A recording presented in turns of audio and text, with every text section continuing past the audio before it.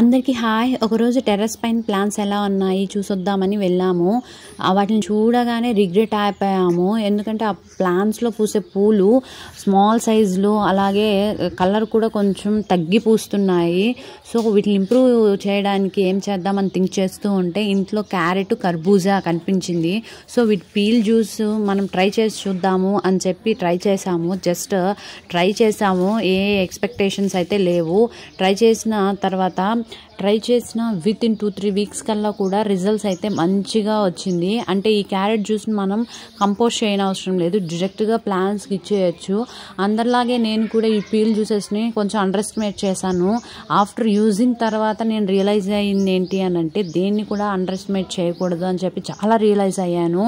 చూడండి, ఇప్పుడు మేము దీన్ని యూజ్ చేసిన తర్వాత రిజల్ట్స్ ఎలా వచ్చిందంటే చాలా బాగా వచ్చింది. సో అందరిలాగే నేను కూడా అనుకోను అంటే అలా అనుకోవాలి, జస్ట్ ట్రై చేద్దామని ట్రై చేసి తెలుసు.